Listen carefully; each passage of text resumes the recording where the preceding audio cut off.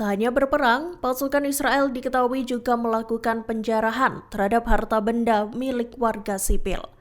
Diketahui militer Israel menjarah persenjataan, uang tunai hingga emas sejak perang berkecamuk di Gaza, Lebanon, dan Suriah.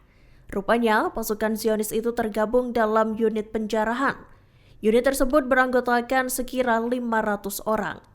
Dikutip dari Al-Mayadin, unit tersebut tak hanya mencuri uang tunai saja. Mereka dilaporkan juga menyita 180.000 senjata, termasuk rudal anti pesawat, pesawat nirawak, rudal anti tank, senapan, radio militer, dan perangkat penglihatan malam. Pasukan Zionis tercatat telah menjarah harta karun langka, seperti senapan Prancis dari tahun 1930-an dan pistol berharga. Barang-barang berharga yang dijarah termasuk uang tunai dan emas, kemudian disimpan di Bank Israel. Sejauh ini pasukan Israel telah menjarah sekira 28 juta dolar uang tunai dari Gaza dan Lebanon. Israel tak mengizinkan bantuan kemanusiaan apapun memasuki Gaza pada Minggu 2 Maret 2025. Hal itu buntut penolakan Hamas terhadap usulan perpanjangan tahap pertama gencatan senjata di Gaza. Israel juga mengancam bakal memberikan konsekuensi tambahan hingga kembalinya perang. Dikutip dari The Times of Israel, langkah militer Zionis IDF itu mendapat dukungan dari Presiden Amerika Serikat Donald Trump. Kantor Perdana Menteri Israel menyatakan bahwa Benjamin Netanyahu memutuskan bahwa semua barang atau pasukan bantuan ke jalur Gaza diberhentikan. Seiring dengan itu, Hamas mengecam tindakan Israel yang menghentikan bantuan. Militan Palestina tersebut melabeli tindakan Israel itu sebagai pemerasan murahan, kejahatan perang, dan serangan terang-terangan terhadap perjanjian. Hamas pun mendesak para mediator untuk membatalkan keputusan Israel itu. Pasalnya, penghentian pasokan bantuan bakal berdampak pada perundingan gencatan senjata.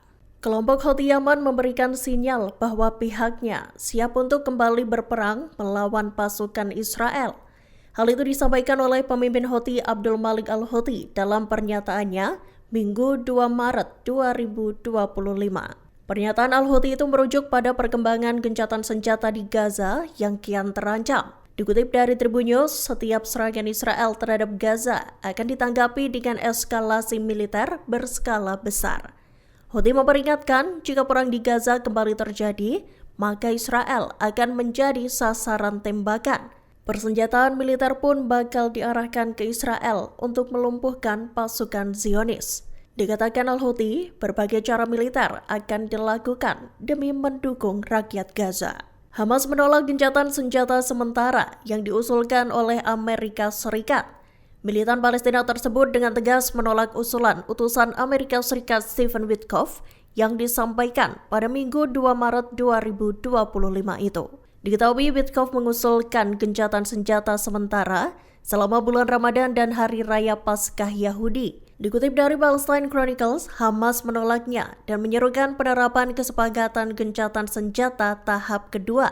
Menurut Hamas, ketergantungan Perdana Menteri Israel Benjamin Netanyahu pada usulan Amerika merupakan upaya untuk menghindari penghormatan terhadap perjanjian. Hamas juga mengecam keputusan Netanyahu yang menghentikan masuknya bantuan kemanusiaan ke Gaza. Pihaknya menyebut tindakan Netanyahu itu adalah bentuk pemerasan dan kejahatan perang.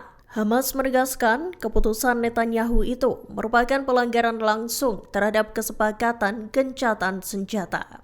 Juru bicara Hamas Hazem Qassem menyinggung soal nasib sandera Israel yang masih tersisa di Gaza. Dalam pernyataannya pada Sabtu 1 Maret 2025, ia mengatakan bahwa para tawanan itu hanya akan dibebaskan jika negosiasi tahap kedua gencatan senjata telah tercapai. Ia pun memperingatkan pada siapapun yang menginginkan pembebasan sandera harus memaksa rezim Zionis untuk melanjutkan pembicaraan tahap kedua. Dikutip dari Pars Today, Hazem menyatakan bahwa usulan perpanjangan gencatan senjata tahap pertama justru akan membuat situasi kembali ke titik nol. Ia menyebut Israel ingin membebaskan seluruh tawanan yang tersisa tanpa ada komitmen untuk menghentikan peperangan.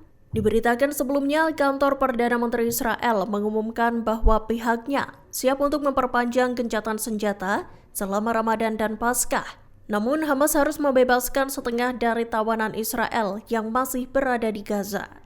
Israel juga mengklaim bahwa Hamas telah melanggar perjanjian yang disepakati. Senjata senilai 3 miliar dolar atau sekira 49,7 miliar rupiah akan dikirimkan Amerika Serikat ke Israel. Pentagon menyatakan senjata-senjata itu berupa bom, peralatan pembongkaran, dan senjata lainnya. Dikutip dari Tribun News, penjualan senjata tersebut meliputi 35.529 bom serbaguna.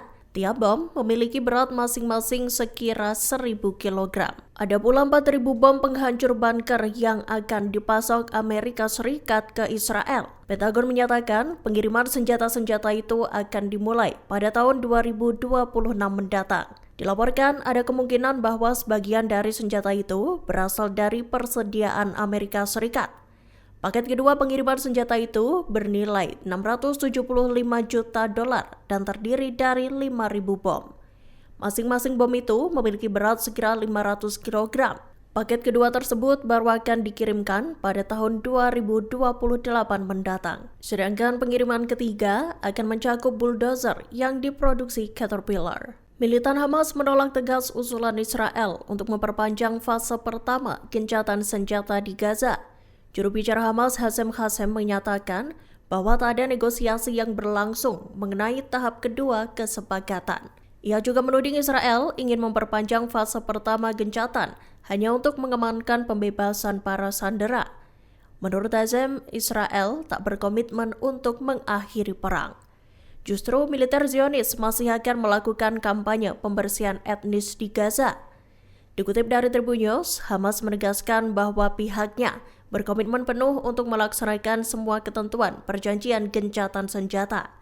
Ia pun meminta masyarakat internasional untuk mendesak Israel agar segera melanjutkan negosiasi tahap kedua kesepakatan tersebut. Terlebih jika para keluarga sandera menginginkan agar para tawanan segera dibebaskan dari jalur Gaza. Download Tribun X sekarang, menghadirkan lokal menjadi Indonesia.